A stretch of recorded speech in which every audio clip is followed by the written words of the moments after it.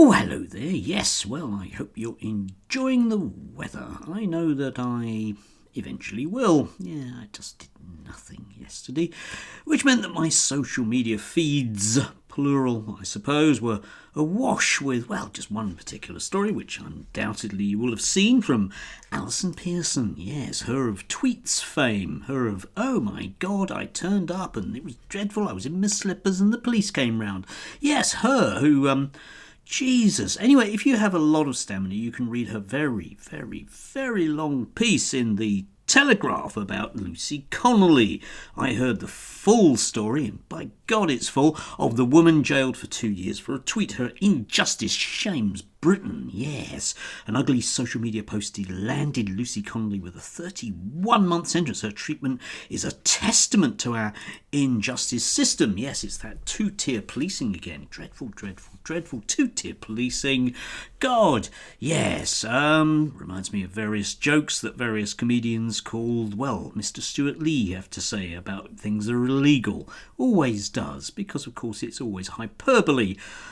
Just to remind you of exactly what the tweet was, it was without doubt a horrible, hateful and deeply offensive tweet, as indeed Alison does say. We'll come back to Alison and tweeting and things that she can't quite say about tweets. But anyway, mass deportation now, set fire to the effing hotels full of the bders. For all I care, whilst you're at it, take the treacherous government and politicians with them. I feel physically sick knowing what these families will now have to endure.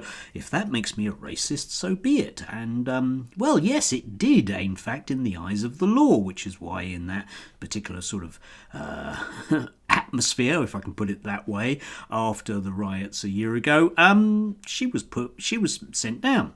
Now, if you read the piece, you might well say, "Oh, it's really dreadful," but it's a bit of a whitewash. I have the feeling it's losing out various things, like it doesn't even mention that her husband is a, well, Tory official when it comes down to it, okay?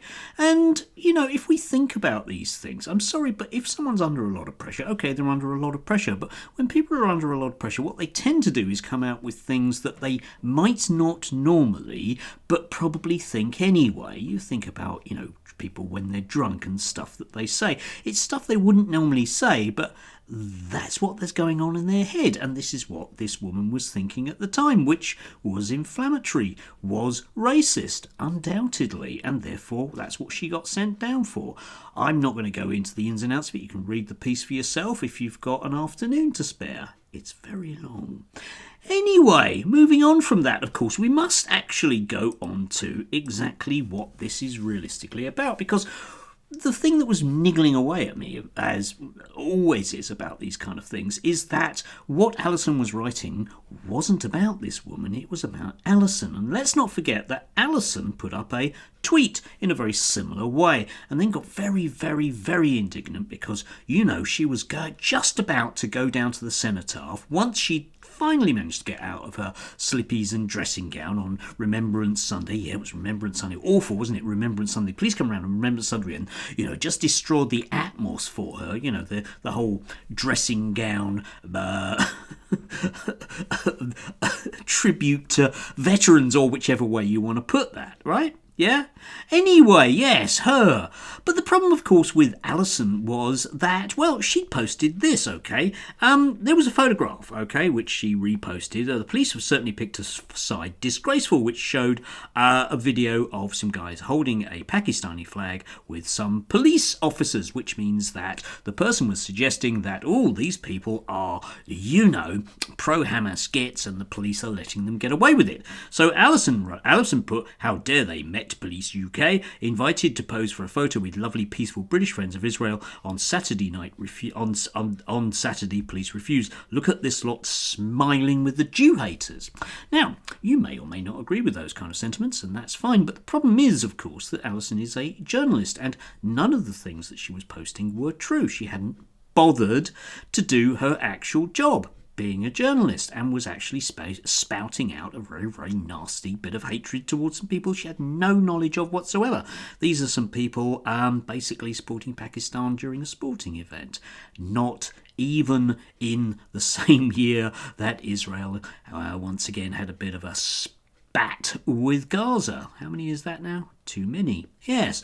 Anyway, leaving that aside, of course. But then what Alison did, of course, was double down with it, because she was then the victim. Because at heart, what all of this stuff is about is the idea that people like Alison and all of the people supporting her online, many of whom are professional racists. I was noticing in my Twitter feed that an awful lot of those people that post up enormously racist things are saying, oh, isn't it? You must have a read of this story. It's the best news story of the year.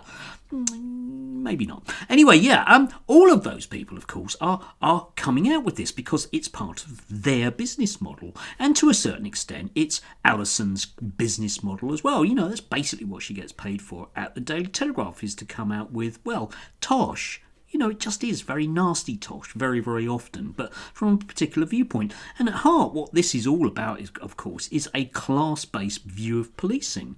And the idea here behind all of this is that you, and by you I mean decent white people, not bad white people, but decent white people, shouldn't ever be bothered by the police, no matter what we do, no matter how hateful it is, no matter how against the law it is, because let's face it, we don't have freedom of speech in this country. We do, however, have laws against inciting racial hatred, which childminder Lucy undoubtedly was doing, and Alison, in her own particular way, was doing the same thing as well. Now, you might argue, oh, I think people should be allowed to say what they want. Well, yeah, that's fine. But it will open you up to all sorts of problems which you need to think about.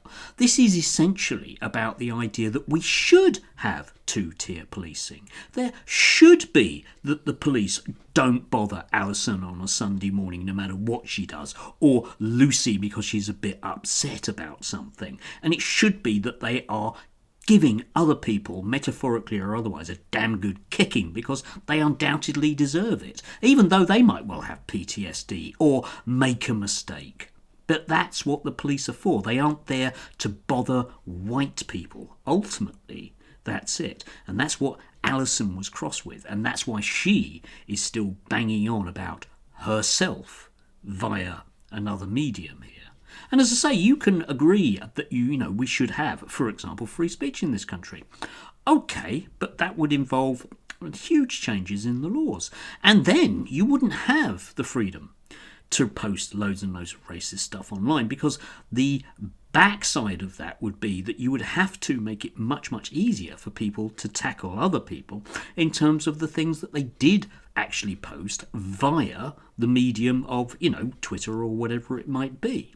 You would have to have that kind of thing. You cannot simply have people being allowed to say anything, because that leads to all sorts of problems. And you'd end up with the British courts being very much chocker full of, various rich brown people taking racists to court. They need to think about that one, because it might get very, very messy. You think about people like Lawrence Fox, who doesn't have a very good track record of those things. He can bitch his head off about what he may or may not be allowed to say. But ultimately, maybe what you should do is simply not be a racist. Can I just make that as a basic suggestion? Just don't be a horrible human being. Be a decent human being. And if you make a mistake, okay, fine, then do admit it. But accept that you've made that mistake and accept the consequences. As I'm always saying here, be the adult in the room.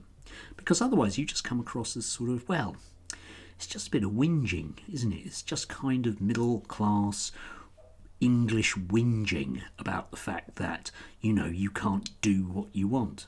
No, because you live amongst other people who have feelings as well. Anyway, do have a glorious, rest of the weekend. Sun. I feel that the year is galloping away from me. I need to be spurred to do things. I think I will. And you, enjoy.